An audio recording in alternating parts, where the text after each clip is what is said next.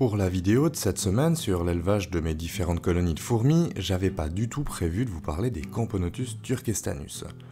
Sincèrement, il se passe pas grand chose, si ce n'est la naissance des majors il y a peu de temps dont on avait parlé en vidéo, mais là un soir, en rentrant, je regarde l'aire de chasse et je vois ce major dans un état de stase un peu surprenant, et vous allez voir, c'est pas le seul, et je vais avoir besoin de votre aide pour comprendre ce qui se passe.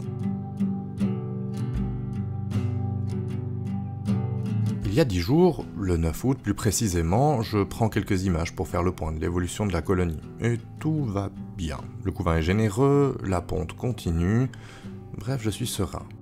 Mais un soir, en observant mes petites protégées, voilà ce que je vois dans l'aire de chasse. C'est l'un des majors nés il n'y a pas si longtemps. Il est là, il a l'air d'avoir de la peine à tenir debout. Parfois il tombe. Il est pris de petits spasmes, et il me regarde, l'air béat, les mandibules grandes ouvertes, et à ses côtés une ouvrière qui reste, comme à son chevet. Il a l'air clairement mourant. Mais pendant ce temps-là, la colonie continue sa vie tranquillement de son côté. Je me dis que je vais laisser passer la nuit et qu'on verra bien demain ce qui se passe. Ce qui devait arriver arriva, et le lendemain j'ai trouvé ce major mort. Toujours accompagnée d'une petite ouvrière, comme si elle venait pleurer les morts. Ce qui est étonnant, c'est que ce major était âgé de 2 mois à tout casser. Et ce qui est encore plus étonnant, c'est que le lendemain, quelque chose de similaire s'est produit, mais on va y revenir. Parce qu'entre-temps, j'ai pris quelques images au microscope. C'était une manière de rendre hommage à ce major dont la vie fut brève, mais m'avait beaucoup réjoui. Sous le microscope, cette espèce est encore plus belle à observer, et avec la taille d'un major, c'est vraiment magnifique. Avec le microscope, on peut vraiment voir des petits détails qu'on voit pas d'habitude. Je suis particulièrement fan de la transparence du gastre chez cette espèce. Alors ça se voit à l'œil nu, mais j'aime bien le voir aussi comme ça en gros plan. Avec ces images, on voit bien que la base des antennes est distante du clipéus, qui est assez typique des Camponotus. On voit aussi bien les lames frontales qui sont en forme de lyre.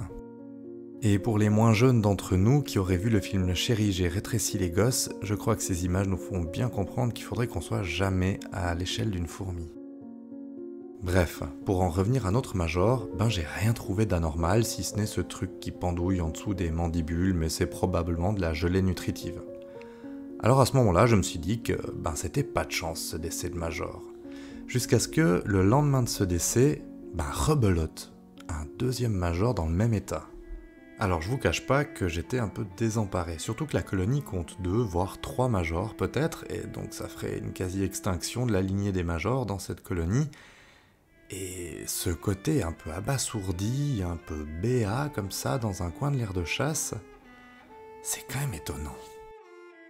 Et là, de nouveau, une petite ouvrière qui reste, comme pour veiller.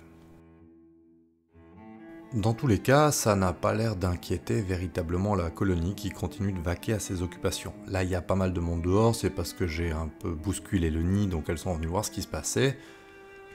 Mais bon, elles ont pas l'air trop stressées.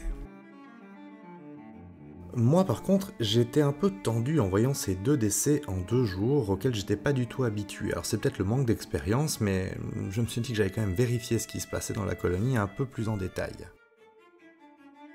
Dans la chambre du couvain, tout semble bien se passer. Je suis par contre un peu surpris parce que j'avais pris l'habitude de voir la gyne dans cette chambre, mais on y reviendra après, parce que pendant ce temps-là, le major, lui, continue de errer, déboussolé, dans l'aire de chasse, et il me fait vraiment mal au cœur. Il me donne vraiment l'impression de plus savoir où il est. Et malgré la présence de l'ouvrière qui veille à ses côtés, il tourne en rond, il trébuche, il reste béat. Au fur et à mesure que les heures passent, j'ai l'impression que la colonie le considère de plus en plus comme mort. Cette ouvrière qui lui passe par-dessus comme s'il était un vulgaire obstacle, c'était un peu douloureux à voir. Et d'autres, dans le nid, s'amusent avec des miroirs déformants. Il n'y a vraiment plus de respect.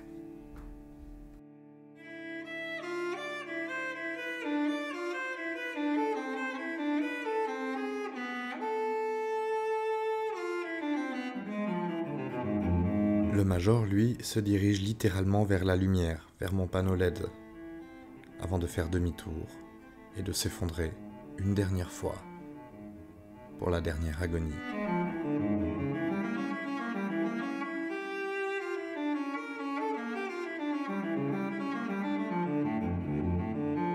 Un dernier regard s'échange entre lui et moi.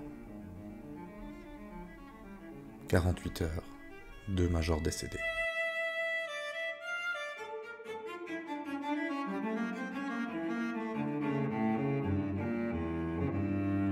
Autrement, le reste de la colonie semble bien se porter. Le couvain continue son développement et il y a de la ponte. Certains médias ont oublié comment marcher, mais bon, on va dire que ça arrive.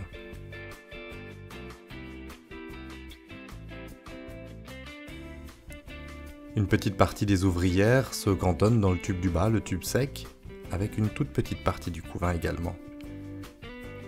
Et le troisième tube ouvert, celui du haut, est dans un état assez dégueulasse, on va dire. Ça ressemble à un dépotoir ou peut-être que ce sont des déjections, je sais pas trop.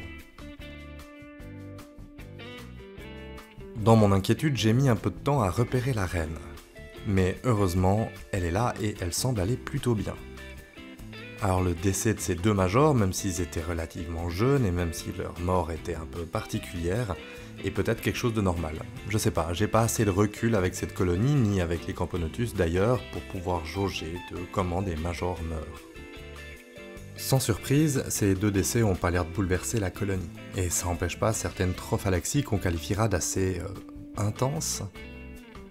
Ça me fait penser à cette photo du marin à la fin de la Deuxième Guerre mondiale sur Times Square qui embrasse une femme. Une photo qui s'appelle The Kiss de Alfred Eisenstedt. Allez la voir. Je veux pas vous la mettre pour des raisons de copyright, mais elle est vraiment chouette.